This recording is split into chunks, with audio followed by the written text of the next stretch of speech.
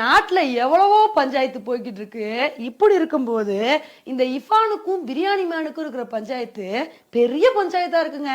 Social media open பண்ணாலே இதை பற்றி தான் பேச்சுகள் போய்கிட்டு இருக்கு. இன்னைக்கு நம்ம வீடியோவில் இந்த விஷயத்தை பற்றி தான் பார்க்க போகிறோம். இந்த ஒரு பஞ்சாயத்து எங்கேருந்து ஸ்டார்ட் ஆச்சு அப்படின்னா, பிரியாணி மேன் அப்படின்ற யூடியூபர் நிறைய பேரை ரோஸ்ட் பண்ணி நிறைய வீடியோஸ் போட்டிருக்காருங்க. அந்த வகையில் நான் இஃபானுக்கு ஒரு சில கேள்விகளை வைக்கிறேன், நீங்கள் மட்டும் எப்படி எல்லா பிரச்சனையும் பண்ணிட்டு அந்த பிரச்சனையில ஈஸியாக வெளியே வந்துடுறீங்க? ஃபர்ஸ்ட் ஒரு ஹோட்டலுக்கு போனீங்க, அதுக்கப்புறம் அந்த ஹோட்டல் ஹைஜீனிக் இல்லைன்னு சொன்னாங்க, அதுக்கப்புறம் ஆக்சிடென்ட் பண்ணி அதுலேருந்து தப்பிச்சிட்டீங்க, அப்புறம் ஜெண்டர் ரிவீல் பண்ணி அதுலேருந்து தப்பிச்சிட்டீங்க, எப்படி நீங்கள் இந்த மாதிரி விஷயங்கள் தப்பிக்கிறீங்கன்னு சொல்லி நிறைய கேள்விகளை முன் வச்சிருந்தாரு. அதில் அவர் கேள்விகள்லாம் கேட்கும்போது டீசெண்டாக தாங்க பேசியிருந்தாரு. அதுக்கப்புறம் திரும்ப எப்படி இந்த பிரச்சனை ஸ்டார்ட் ஆச்சு அப்படின்னா, இந்த ஒரு விஷயத்துக்கு இஃபான் ரிப்ளை பண்ணியிருந்தாரு. ஒரு அரை மணி நேரம் இந்த ஒரு விஷயத்துக்கு ரிப்ளை பண்ணியிருந்தாரு. இதில் அவர் ரிப்ளை பண்ணதை விட ரிப்ளை பண்ண விதம் தாங்க எல்லாத்துக்குமே ஒரு முகசுளிப்பை ஏற்படுத்திருச்சு. ஏன்னா நிறைய கெட்ட வார்த்தைகளை யூஸ் பண்ணி பிரியாணி மேனை பயங்கரமாக திட்டி, நீ எப்படி இப்படி கேள்வி கேட்கலாம், நீ எப்படி கேட்கலாம் அப்படின்னு சொல்லி ரொம்பவே பயங்கரமாக விமர்சனம் பண்ணியிருந்தாரு. இதுலையும் பார்த்தீங்கன்னா ஒரு வீடியோ பேசிகிட்டு இருக்கும்போது பக்கத்தில் ஒரு பொம்மை மாதிரிலாம் வச்சுருந்தாரு. அதெல்லாம் முன்னாடி எடுத்து வைக்கிறது, இது மாதிரி பயங்கர வல்கராக பேசியிருந்தாருங்க. இது அந்த வீடியோ பார்த்த பல பேருக்கு மிகப்பெரிய முகசுளிப்பை ஏற்படுத்திருச்சு. அதுக்கப்புறம் இந்த பிரச்சனை அப்படியே கண்டினியூ ஆரம்பிச்சிருச்சுங்க. திரும்ப இவங்க வீடியோ போட அவங்க வீடியோ போடன்னு சொல்லி இந்த பிரச்சனை வளர்ந்துட்டே தான் போச்சு. இப்போ இதுக்கு கலவையான விமர்சனங்கள் வந்துட்டு இருக்கு. இப்போ இந்த ஒரு விஷயத்துக்கு ஒரு சில பேர் என்ன சொல்லிட்டு வந்துட்டு இருக்காங்கன்னா, என்னதான் இருந்தாலும் பிரியாணி மேன் பக்கம் நியாயம் இருக்குல்ல, அவர் கேட்குற கேள்விகளில் என்ன தப்பு, இவர் இவ்வளோ பிரச்சனைகளை பண்ணி எப்படி அதுலேருந்து வெளியே வராரு, அதுக்கு ப்ராப்பரான எவிடன்ஸை அவர் சமர்ப்பணம் பண்ணவே இல்லைன்னு சொல்லி ஒரு சில பேர் அவருக்கு ஆதரவாக கருத்துக்களை பதிவு பண்ணுறாங்க.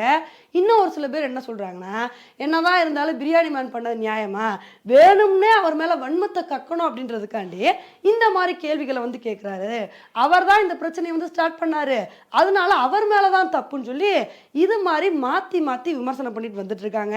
ஆனால் இந்த ஒரு விஷயத்தில் நம்மளோட கருத்து என்னவா இருக்குது அப்படின்னா, இஃபான் வியூ அவர் ரிப்ளை கொடுக்கும்போது கொஞ்சம் வார்த்தைகளை பார்த்து யூஸ் பண்ணியிருக்கலாங்க. ஏன்னா பிரியாணி மேன் வச்ச கேள்விகள் நியாயமா இருக்கலாம், நியாயம் இல்லாம கூட இருக்கலாம். இந்த ஒரு விஷயத்தை கூலா ஹேண்டில் பண்ணாம அவர் பாட்டுக்கு பயங்கர கெட்ட வார்த்தைகளை யூஸ் பண்ணிட்டாரு. இந்த ஒரு விஷயம் தான் பிரியாணி மேனை திரும்ப ட்ரிகர் பண்ணி விட்டுருச்சு. பதிலுக்கு அவரும் கெட்ட வார்த்தை பேச ரெண்டு பேரும் மாத்தி மாத்தி அடிச்சுக்கிட்டாங்க. இந்த ஒரு விஷயம் இவங்க ரெண்டு பேரோட வேல்யூவையும் குறைச்சிருச்சு. ஏன்னா இதே பிரியாணி மேன் தயாளுவை பத்தி வீடியோ போட்டிருந்தாங்க. அதுக்கு தயாளு அவர்கள் ரொம்ப சாஃப்டா ரிப்ளை பண்ணியிருந்தாங்க. அதே மாதிரி இந்த ஒரு விஷயத்தை பத்தி ஏ டு டி ரொம்ப டெக்னிக்கலா எக்ஸ்பிளைன் பண்ணியிருந்தாரு. எக்ஸ்பிளைன் பண்ணிட்டு அதோட விட்டுட்டு போயிட்டாரு. இதுல எந்த விதமான கெட்ட வார்த்தைகளும் யூஸ் பண்ணல. ஆனா இதே மாதிரி ஒரு விஷயத்த இஃபானும் பண்ணியிருந்தாருன்னு வச்சுக்கோங்களேன், இந்த ஒரு பிரச்சனை அங்கே முடிவுக்கு வந்திருக்கும். அதை விட்டுட்டு நீ எப்படி இப்படி பேசலாம், நீ இப்படி பேசலாமான்னு சொல்லி கெட்ட வார்த்தைகளை யூஸ் பண்ணாதாங்க பெரிய பிரச்சனை. ஏன்னா இவர் மேல வைக்கப்பட்ட கேள்விகள் பிரியாணி மேனுக்கு மட்டும் இருக்கிற கேள்விகள் இல்லை, நம்ம மனசுலேயே நிறைய கேள்வி இருக்கதான் செய்யுது.